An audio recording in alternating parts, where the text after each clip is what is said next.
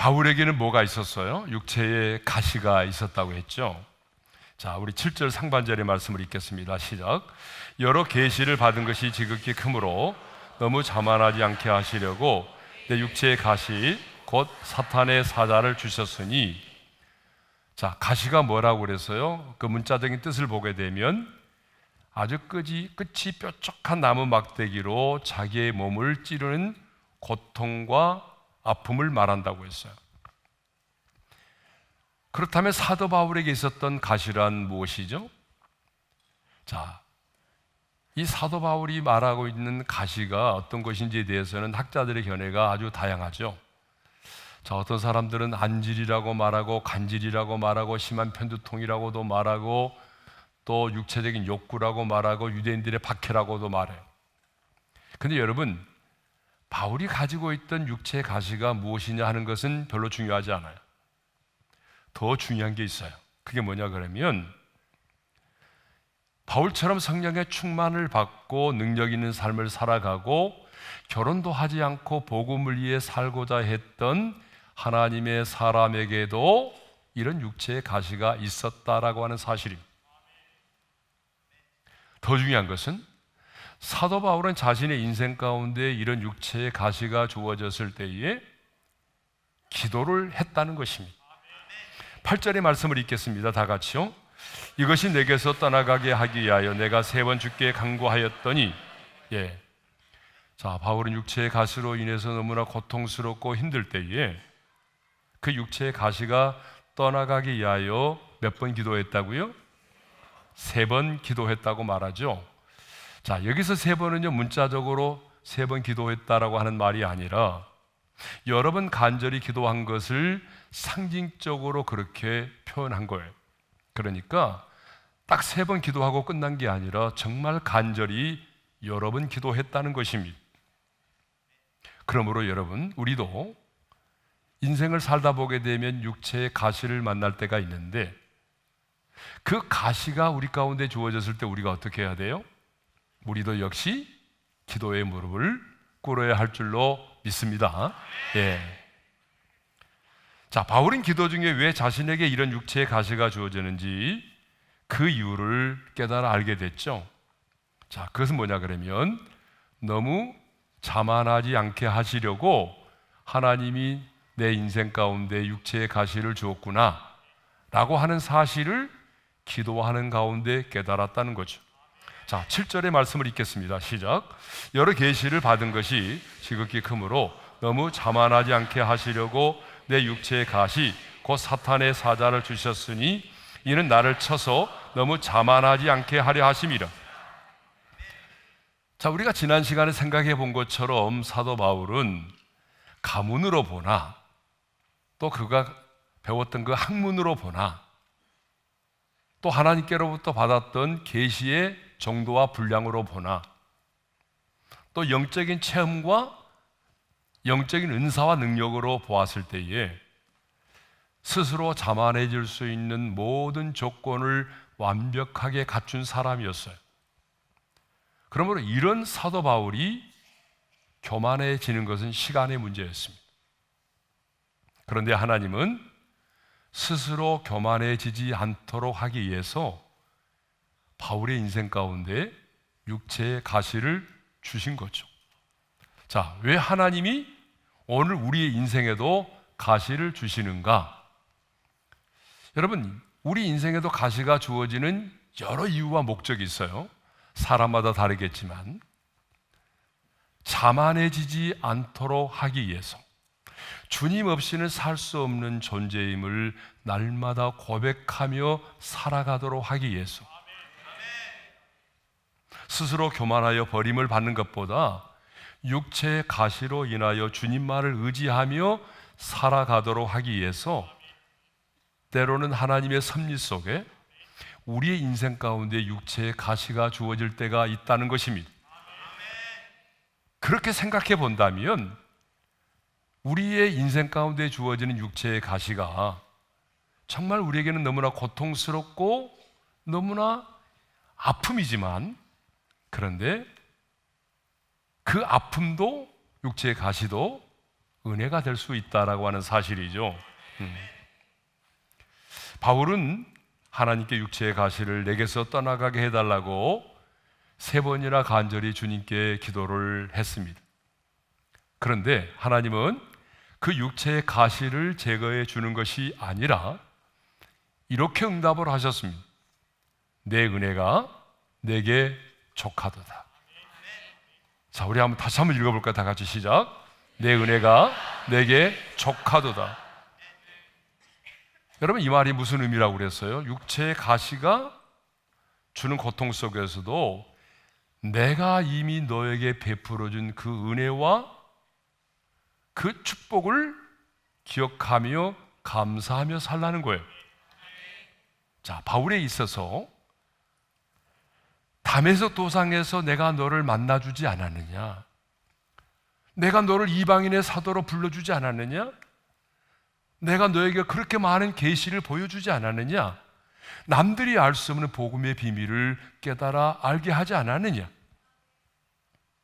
그러니까 내가 지금까지 너의 인생 가운데 베풀어준 그 측량할 수 없는 그 은혜와 그 하나님의 축복을 기억하면서 감사하며 살라는 것입니다. 그 은혜에 만족하며 살라는 거죠. 내가 너의 육체의 가시를 제거해 주지 않을지라도 내가 너의 인생 가운데 베풀어준, 이미 내가 너의 인생 가운데 베풀어준 그 많은 은혜와 사랑을 잊지 말고 기억하며 만족하며 살라는 거예요. 그런데 여러분, 사도 바울에게만이 아니라 하나님은 우리에게도 그렇게 응답하실 때가 있어요. 내 은혜가 내게 족하도다라고 그렇게 말씀하실 때가 있다는 거죠. 그건 뭐예요? 오늘 우리에게 이렇게 말씀하실 때는 뭐예요? 내가 너에게 베풀어준 은혜와 사랑을 생각해 보라는 것입니다. 여러분, 가만히 생각해 보게 되면 오늘 내게 내 인생 가운데 주어지는 그 육체의 가시가 정말 나로 하여금 힘들게 하지만 그 고통과 아픔이 너무나 크지만, 그런데 생각해 보면 하나님이 내 인생 가운데 베풀어 주신 은혜와 축복이 훨씬 더 크다는 것을 알 수 있습니다. 하나님이 나 같은 죄인을 불러주셨고, 그리고 그 죄와 사망의 법에서 나를 해방시켜 주셨고, 죄의 종되었던 나를 하나님의 자녀로 삼아 주셨어요. 그리고 여기까지 하나님이 내 인생을 인도해 주셨어요. 그리고 변함없이 지금도 주님은 나와 함께 하고 계십니다. 그러니까 이런 주님이 내게 베풀어 주신 그 은혜와 그 사랑, 그 측량할 수 없는 하나님의 은혜와 사랑을 생각하며 살라는 것입니다. 그러니까 바울은 지금 자신에게는 육체의 가시가 이것도 또한 하나님의 은혜이구나 라고 하는 사실을 깨달아 알게 된 것이죠. 그런데 내 은혜가 내게 족하도다라고 하는 이 말은 사실적으로 보게 되면 기도의 거절이었습니다. 하나님은 육체의 가시를 제거해 달라고 하는 바울의 기도를 거절을 하신 거죠. 여러분, 우리 하나님은 우리가 기도하면, 우리가 기도하는 모든 기도를 하나님은 들으십니다. 여러분, 아멘이시죠? 자, 하나님은 우리가 어떤 기도를 들으시고, 우리 하나님은 우리의 기도를 들으십니다. 들으실 뿐만 아니라 하나님은 응답하십니다. 그런데 어떤 경우에는 곧바로 응답하실 때가 있어요. 그런데 어떤 경우에는 아직 때가 아니다 하면서 하나님이 기다리라고 말씀하실 때가 있어요. 또 어떤 경우에는요, 우리의 기도를 거절하실 때가 있습니다. 여러분의 기도를 분명히 하나님이 들으셨고, 그런데 하나님이 우리의 기도를 거절하실 때가 있어요. 자, 모세도 하나님 앞에 기도했어요. 하나님, 나로 저 요단강을 건너서 요단강 저편에 있는 저 아름다운 땅을 보게 해달라고 기도했어요. 그런데 하나님은 이렇게 응답하셨잖아요. 그만해도 족하니 이 일로 다시 내게 말하지 말라. 여러분, 정말 여러분이 주님의 이 음성을 듣는다면 정말 섭할 거예요. 그만해도 족하니 이 일로 다시 내게 말하지 말라. 단호하게 거절하셨어요. 근데요, 예수님의 겟세마네 동산의 기도도 거절을 당하셨잖아요. 주님은 겟세마네 동산에서 흘리는 땀방울이 핏방울이 되도록 기도하시면서 아버지여, 만일 할만하시거든 이 잔을 내게서 지나가게 하옵소서라고 정말 간절하게 기도했어요. 그런데 하나님 아버지는요, 이 기도를 거절하셨어요. 근데 만일 하나님 아버지께서 이 기도를 들으셨다고 한다면, 그리고 응답하셨다고 한다면 어떻게 됐을까요? 우리의 구원은 없는 거죠. 자, 바울은 아시아에서 말씀을 전하고자 했습니다. 그래서 비두니아로 가고자 했어요. 그런데 성경에 보니까 예수의 영, 성령님이 허락하지 않았어요. 막으셨어요. 여러분, 많은 사람들은요, 내 인생 가운데 열려지는 것만을 은혜라고 생각하고 열려지는 것만을 기도의 응답이라고 생각합니다. 내 인생 가운데 채워지는 것만이 은혜라고 생각하고 기도의 응답이라고 생각합니다. 물론 많은 경우에 그래요. 그런데 채워주심만이 기도의 응답이 아닙니다. 여러분, 열려지는 것만이 기도의 응답이 아닙니다. 때로는 하나님이 우리의 길을 막으시는 것도 기도의 응답입니다.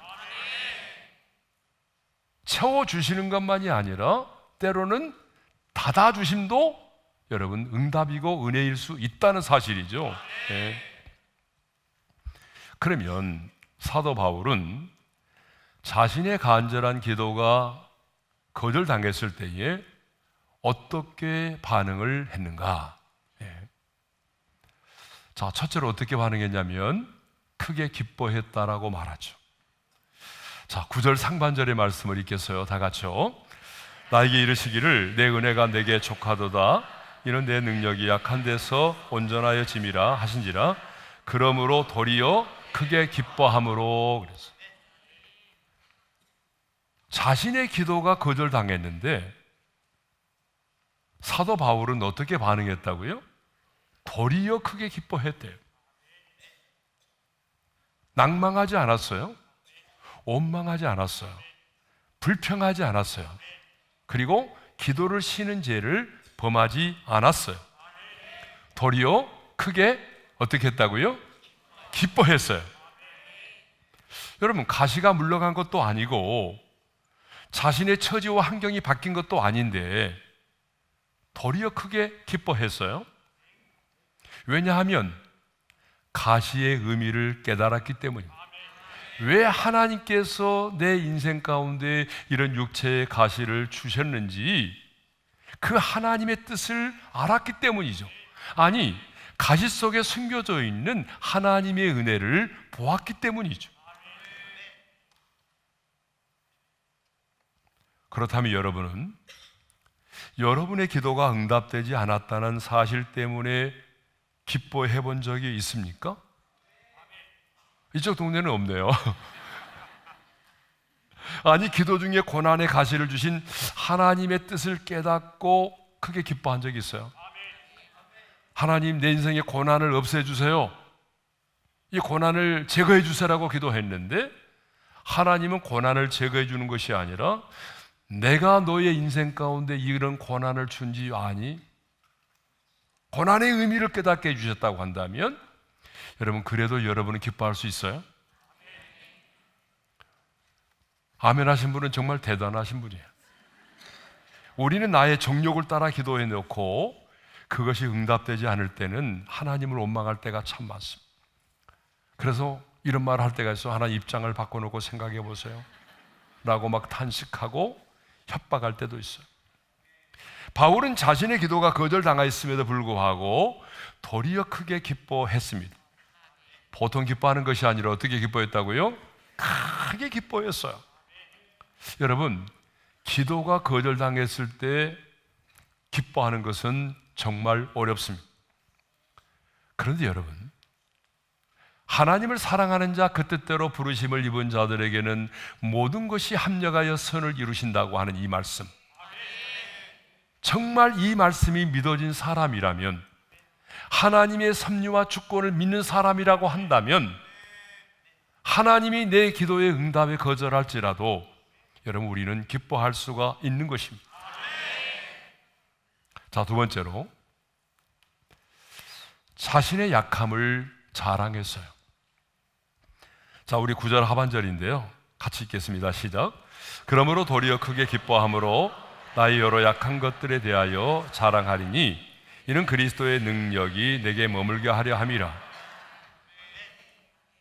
여러분, 자랑은요, 인간의 본능입니다.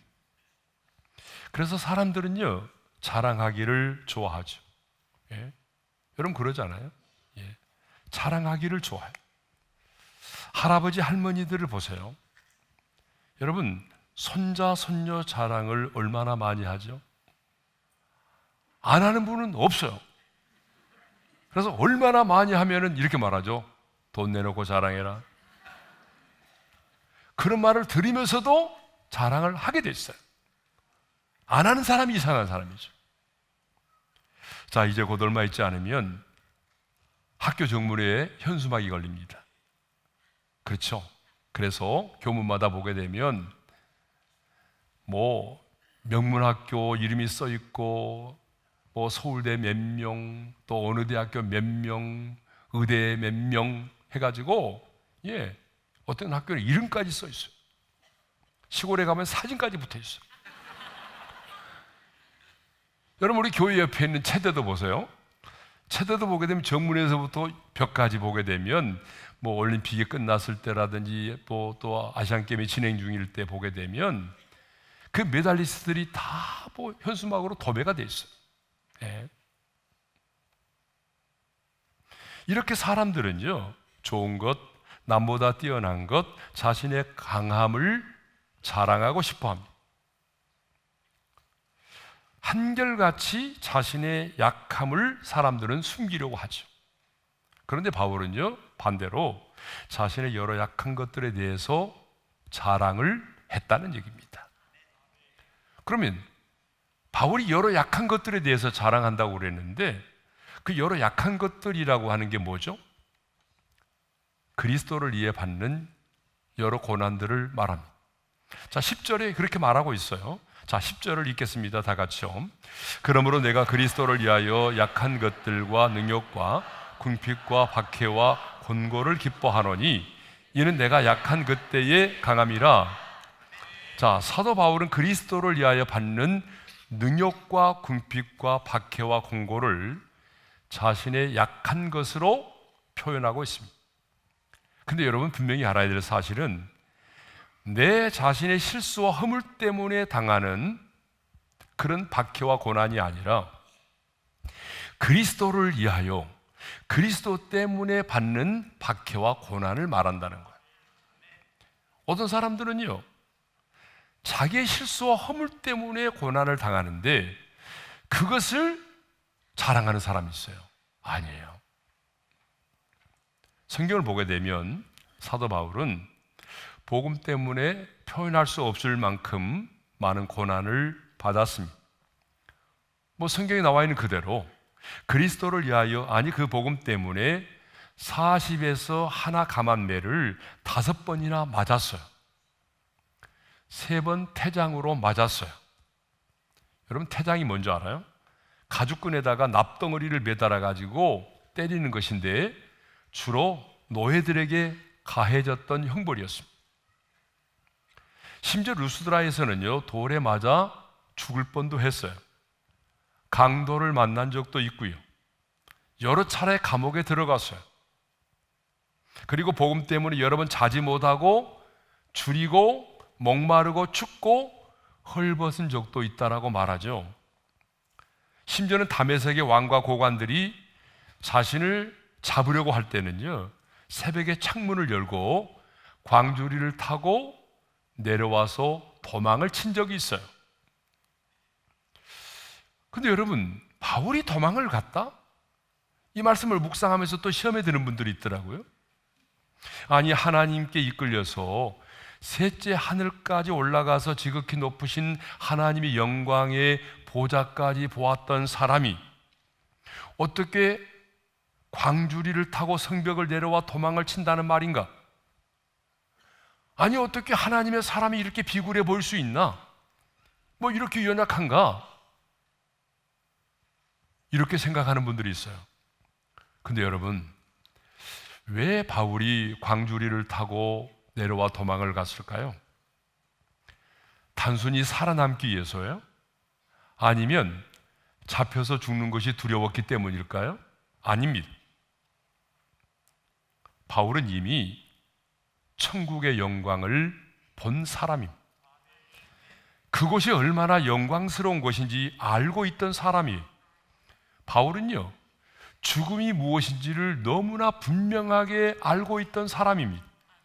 그래서 빌립보서 1장 23절을 보게 되면 사도 바울은 자신이 삶과 죽음의 갈등 사이에 놓였을 때에 이렇게 말한 적이 있어요. 다 같이요. 차라리 세상을 떠나서 그리스도와 함께 있는 것이 훨씬 더 좋은 일이라. 바울은 죽음이 끝이 아니라 내가 이 세상을 떠나게 되면 그리스도와 함께 있는 것임을 알고 있었습니다. 그래서 죽음을 사는 것보다 훨씬 좋은 일이라고까지 말했던 사람이, 바울은 누구보다도 죽음은 끝이 아니라 그리스도와 함께 있게 되는 영광스러운 것임을 알고 있었습니다. 그러니까 바울은 죽음을 두려워하지 않았어요. 바울은 죽음이 두려워서 도망을 친 게 아닙니다. 그러면 왜 바울은 새벽에 광주리를 타고 내려와서 도망을 갔을까요? 그것은요, 복음 때문입니다. 더 많은 사람들에게 복음을 전하기 위해서입니다. 바울은 자신이 복음을 전하는 것 때문에 핍박받고 고난받는 것을 부끄러워하지 않았습니다. 기분 나쁘게 생각하지 않았습니다. 재수가 없어서 당한 것으로 생각하지 않았습니다. 도리어 그리스도를 위하여 받는 고난을 자랑스럽게 생각을 했습니다. 그래서 자신의 약함을 자랑했던 것이죠. 자, 그러면 왜 사도 바울은 자신의 약함을 자랑했을까요? 두 가지 이유 때문에 그렇습니다. 첫째로, 그리스도의 능력이 내게 머물게 되기 때문입니다. 자, 9절 10절을 읽겠습니다. 다 같이요. 나의 여러 약한 것들에 대하여 자랑하리니 이는 그리스도의 능력이 내게 머물게 하려 함이라.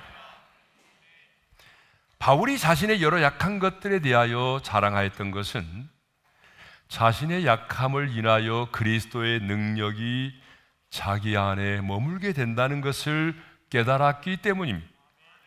자, 그리스도의 능력이 내게 머물게 된다라고 하는 이 말은 언어적인 뜻은 이렇습니다. 보자기가 어떤 물건을 완전히 뒤덮듯이 덮어싸고 거하신다, 그런 말입니다. 여러분, 사도 바울은 가는 곳마다 유대인들로 인해서 말로는 표현할 수 없는 박해를 받았어요.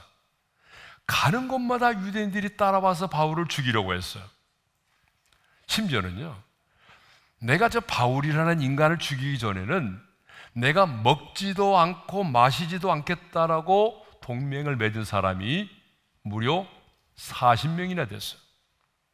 여러분, 교회 공동체 안에 여러분을 주름 것 없이 미워하는 한 사람만 있어도 교회 오는 게 쉽지 않아요. 그래서 그 사람, 그 인간 만날까 봐서 교회를 옮기는 분도 있어요. 여러분, 그렇잖아요, 우리 주변에. 예. 그런데 바울을 죽이기 전에는 내가 먹지도 않고 마시지도 않겠다라고 동맹을 맺은 사람이 무려 40명이나 되었으니 여러분, 하루하루 살아가는 게 얼마나 가시방석이었겠습니까? 얼마나 고통스러웠겠어요.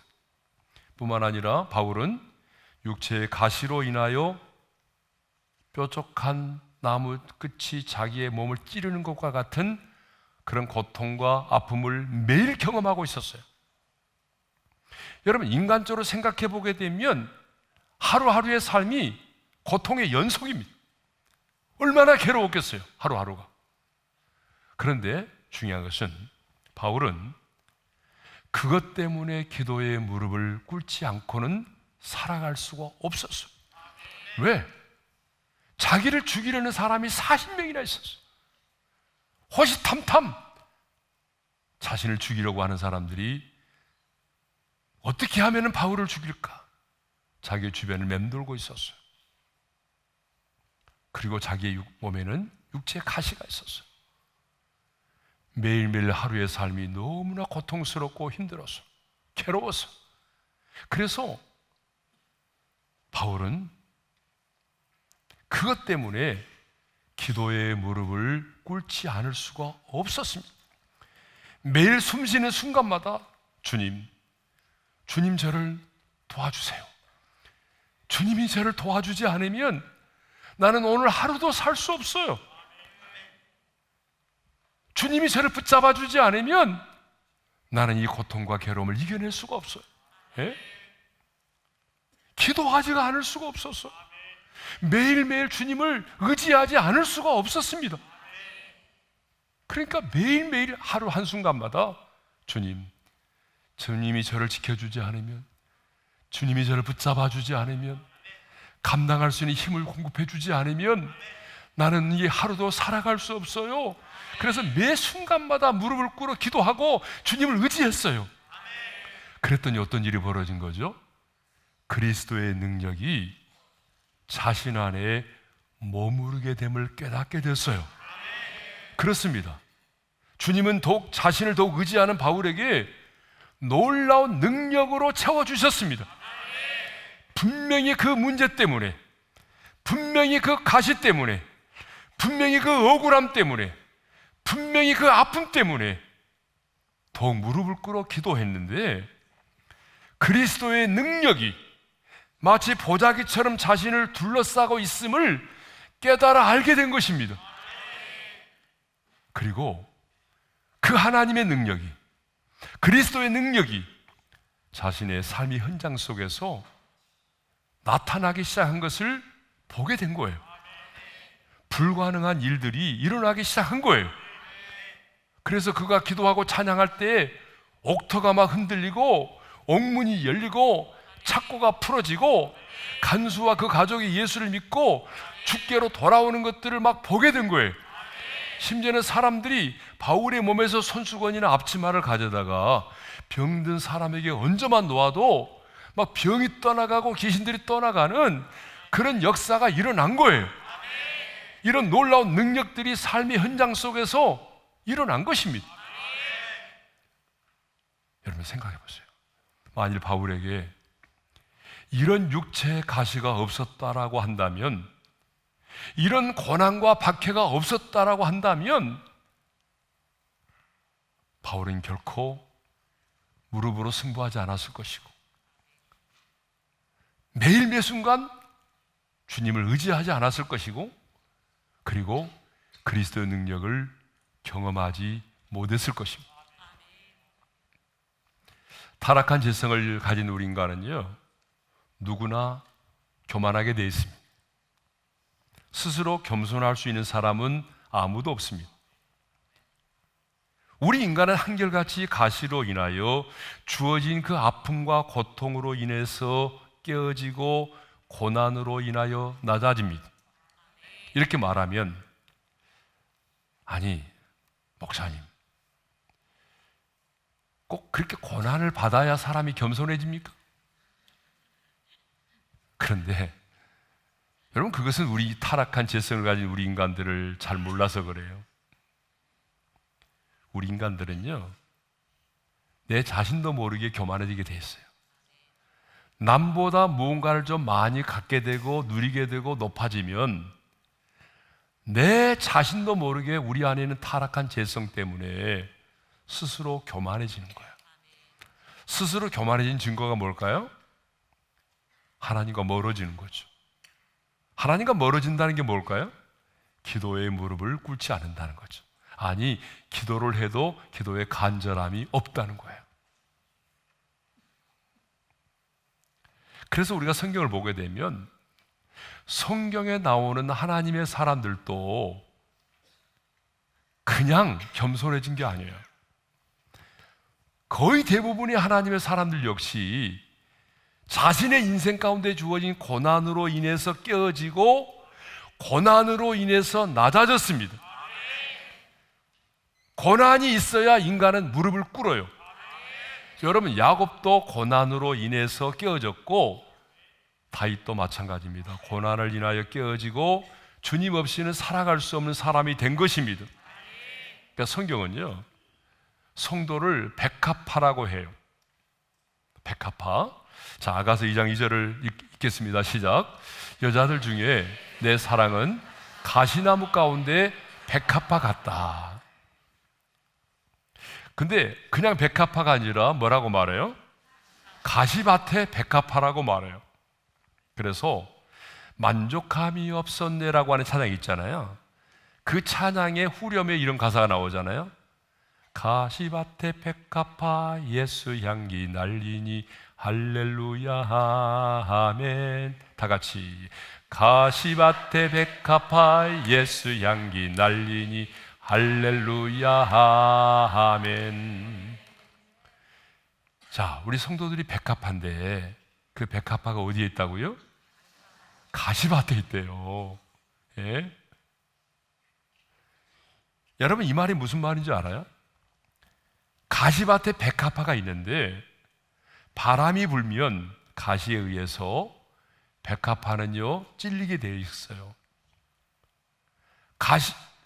바람이 불면 가시에 의해서 백합화가 찔림을 받게 되고 그 찔림을 받을 때에 어떤 일이 벌어질까요?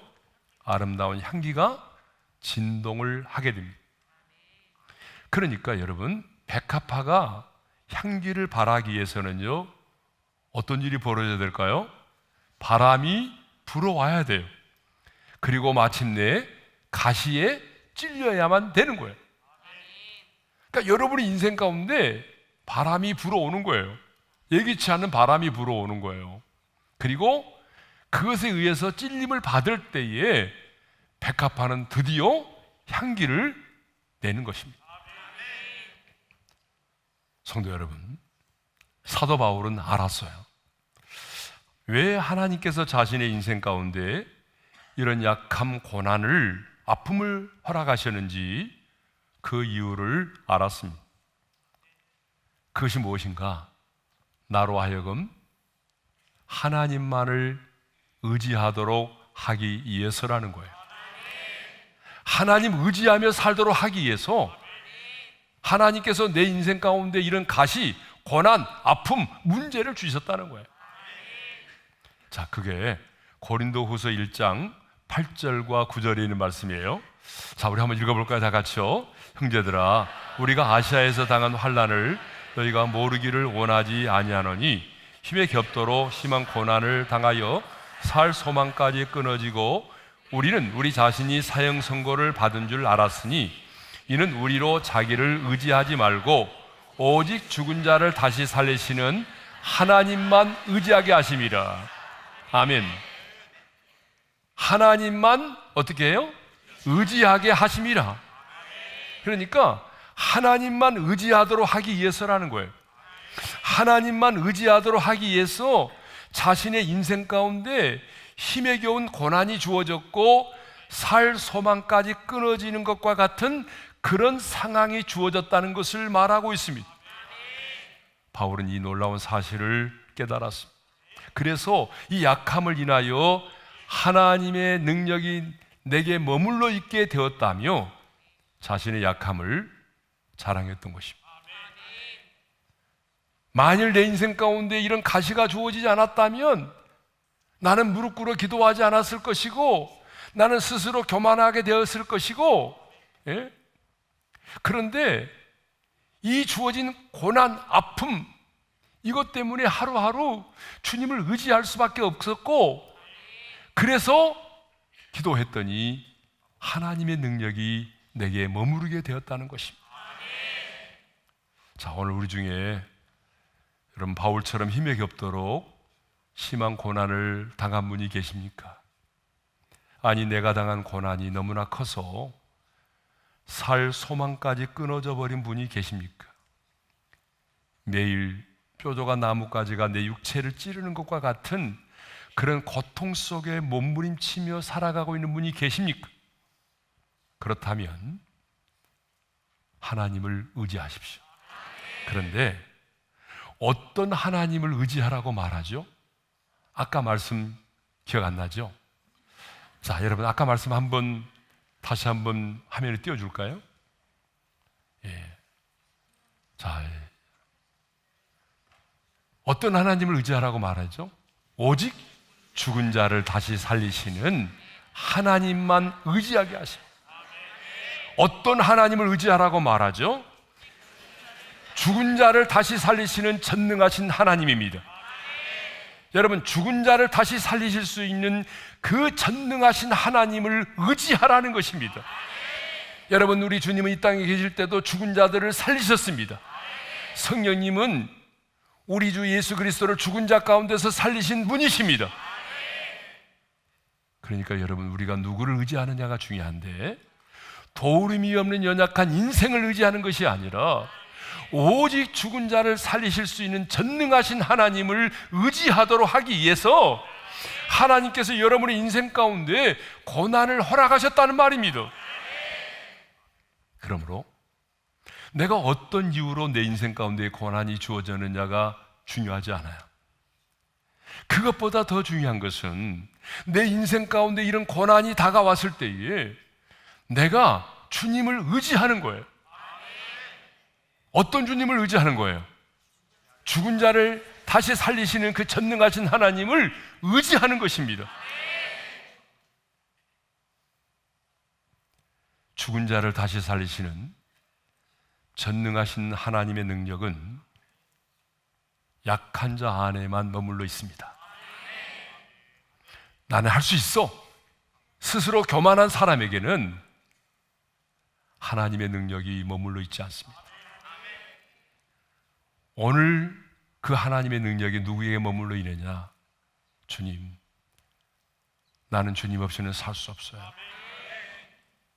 죽은 자를 살리시는 하나님을 내가 의지합니다. 그 죽은 자를 살리시는 전능하신 하나님을 온전히 의지하는 자에게 그리스도의 능력이 머물러 있는 줄로 믿습니다. 여러분, 누구에게나 고난은 있습니다. 고난이 없는 사람은 없습니다. 중요한 것은 그 고난 앞에서 내가 어떻게 반응하느냐입니다. 여러분, 그게 중요한 거예요. 고난이 없는 사람은 없다니까요. 그런데 내 인생 가운데 그런 육체의 가시, 고난이 주어졌을 때에 내가 그 고난 앞에서 하나님의 사람으로서 내가 어떻게 반응을 보이고 있느냐, 이게 더 중요합니다. 어떤 사람은 억울하다고 말하죠. 여러분, 내 인생에 이해할 수 없는 고난이 다가왔을 때에 사람들은요, 비교하면서 억울하다고 말하죠. 아니, 서운하다고 말하죠. 근데 여러분, 이제 여러분은 오늘 이 말씀을 들었기 때문에 이해할 수 없는 고난이 왔을 때에 억울하다는 생각을 버리십시오. 서운하다라고 하는 그런 감정도 내려놓으십시오. 여러분, 우리 예수님도 이 땅에 사시는 동안 모든 사람에게 다 인정받은 거 아니잖아요. 예? 그러니까 우리는요, 모든 사람에게 다 인정받으며 살아갈 수 없어요. 어떤 사람은 나를 인정해 주지만 또 다른 어떤 사람은 비교하며 나를 싫어하게 돼 있어요. 왜 바울은 자신의 약함을 자랑했을까요? 그것은 자신의 약함을 통하여 죽은 자를 다시 살리시는 하나님만을 의지함으로 하나님의 능력이 자신 안에 머무르게 되는 능력의 삶을 살게 되었기 때문입니다. 그래서 자신의 약함을 부끄러워하지 않고 도리어 당당하게 자랑을 했던 것이죠. 두 번째로, 바울이 자신의 약한 것들을 자랑했던 이유가 있어요. 내가 약할 때에 곧 강함이 되기 때문입니다. 자, 10절의 말씀을 읽겠습니다. 다 같이요. 그러므로 내가 그리스도를 위하여 약한 것들과 능력과 궁핍과 박해와 곤고를 기뻐하노니 이는 내가 약한 그때에 곧 강함이라. 한번 따라서 하겠습니다. 이는 내가 약한 그때의 강함이라. 자, 성도가 가장 강한 때는요, 언제일까요? 돈이 있을 때일까요? 높은 자리에 있을 때일까요? 아닙니다.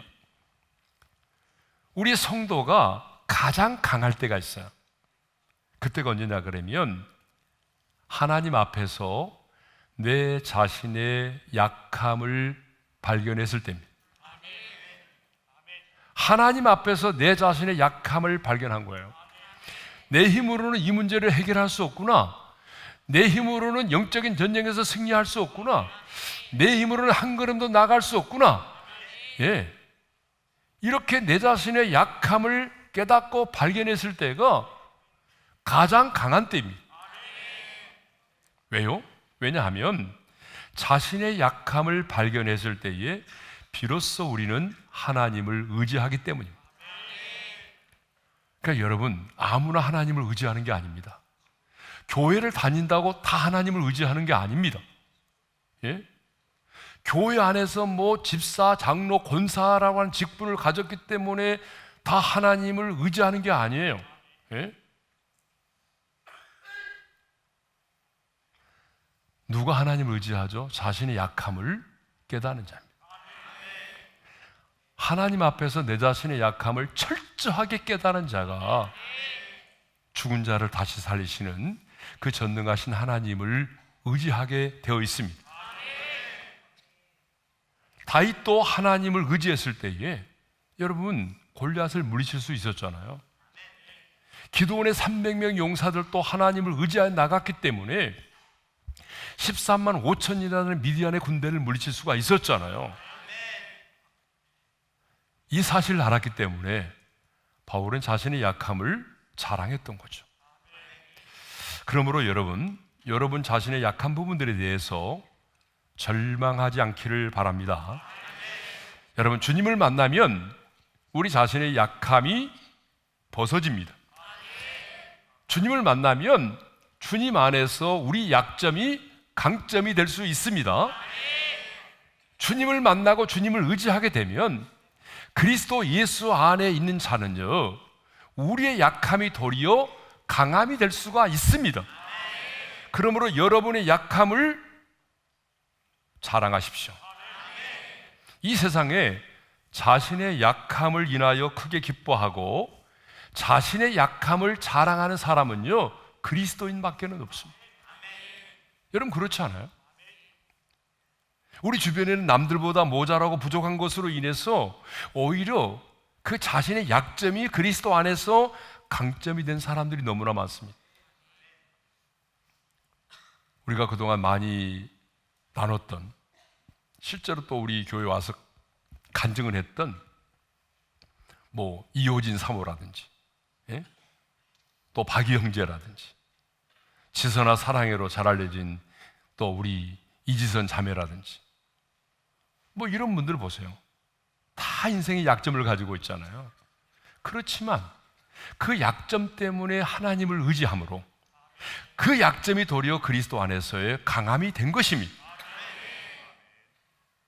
사람들은 어떻게 하든지 간에 자신의 약점을 막 숨기려고 합니다. 그러나 주님을 인격적으로 만난 그리스도인들은요, 그리고 그리스도 안에서 자신의 약함을 온전히 깨닫고 발견한 사람은요, 자신의 약함을 숨기려고 하지 않습니다. 도리어 주님 안에서 나의 여러 약함을 자랑합니다. 그리고 도리어 나의 약함을 인하여 기뻐하는 것입니다. 왜냐하면 나의 약함이 곧 그리스도 안에서 강함이 될 수 있기 때문입니다. 나의 여러 연약한 것들이 내 인생의 승리의 원동력이 되기 때문입니다. 나의 약함이 하나님의 능력이 임하는 통로가 되기 때문입니다. 그러므로 여러분의 인생의 약점이 무엇입니까? 약함이 무엇입니까? 그 약함 때문에 여러분 비굴하게 살지 마십시오. 도리어 여러분의 약함을 드러내시고 자랑하십시오. 근데 거기서 끝나면 안 됩니다. 그 약함 때문에 주님을 의지하십시오. 죽은 자를 살리시는 전능하신 하나님을 의지하십시오. 지난번 단열 기도 때 첫날에 설교하면서도 잠깐 언급을 했는데 그 약할 때 강함 대신이라고 하는 찬양이 있잖아요. 이 찬양을 작사 작곡하신 분이 누구냐 하면 미국의 찬양 사역자 데니스 제니건이라고 하는 분이에요. 그런데 이분은 모태신앙입니다. 청소년기부터 동성애 때문에 힘들었던 시기가 있었어요. 이분의 간증이 유튜브에 보면 나와 있거든요. 그런데 5살에 화장실에 들어갔다가 성추행을 당했어요. 그때부터 동성애에 약간 성적인 것들을 건전하게 받아들이지 못하고 그래서 이제 동성애에 빠지게 됐어요. 그러니 얼마나 내면에 그런 욕망과 갈등이 많았겠어요. 교회를 가게 되면 동성애자들을 죄인 취급을 하고 동성애에 관한 설교를 하게 되면 너무나 자신이 막 괴로운 거예요. 그래서 자살 시도도 했어요. 심지어는요, 어떤 기독교 지도자를 찾아가서 상담을 받았어요. 근데 상담을 받았는데 처음에는 어느 정도 그 상담을 해주는 사람들로부터 이해를 받았는데 결국은 자기가 찾아가서 상담을 해주었던 그분으로부터 또 동성애 연애자로서 성폭행을 당하게 됩니다. 그는 동성애자라는 사실을 숨기려고 노력했고 사람들의 비난과 험담을 걱정하면서 아주 아등바등 살았다고 합니다. 그런데 그가 오늘 우리가 읽었던 고린도후서 12장 이 본문의 말씀에서 새 힘을 얻고 매일매일 찾아오는 사탄의 유혹을 이겨내면서 고백한 찬양이 바로 약할 때 강함 대신에라는 찬양입니다. 쓰러진 나를 세우고 나의 빈잔을 채워주시는 그 주님, 나의 모든 것 되시는 그 주님 때문에 약하지만 자신의 강함을 고백할 수 있었다라고 간증하고 있습니다. 그렇습니다. 여러분, 우리의 약함이 더욱 주님을 바라보게 하고 우리의 그 약함 때문에 그리스도의 능력이 우리에게 임하게 되는 것입니다. 자, 우리는 이 사실을 알기 때문에 약점을 숨기는 것이 아니라 도리어 그 약점을 자랑할 수 있는 것이고 우리의 그 약함을 도리어 기뻐할 수가 있는 것입니다. 그러므로 여러분의 인생에 주어진 그 약점 때문에 좌절하거나 인생을 포기하지 말고 그 약점만 생각하지 말고 이제 여러분들이 해야 될 일은 여러분의 약함으로 그리스도 안에서의 강함을 증명해 보이시는 것입니다. 내 주변에 있는 사람들에게 그래, 나는 이런 약점을 가지고 있는 사람이야. 나는 이런 약함이 있어. 그렇지만 내가 주님을 만났고 내가 주님을 의지함으로 그리스도의 능력이 내 안에 머무르게 되었고 나는 그래서 도리어 이 약점을 인해서 나는 기뻐하고 나는 도리어 이 약점을 인해서 내가 즐거워한다라고 여러분의 주어진 그 인생의 약점을 가지고 그리스도 안에서의 그 약함이 강점이 되었음을 증명해 보십시오. 하나님은 그 사람을 찾습니다. 약함으로 인해서 좌절하고 절망하는 자가 아니라 여러분의 인생에 주어진 그 약함을 가지고 그리스도 안에서의 강함을 증명해내는 그런 하나님의 사람을 하나님은 찾고 계십니다. 바로 오늘 말씀을 들은 여러분 한 사람 한 사람이 여러분의 약함을 그리스도 안에서의 강함으로 증명해 보이시는 하나님의 사람 될 수 있기를 주님의 이름으로 축원합니다.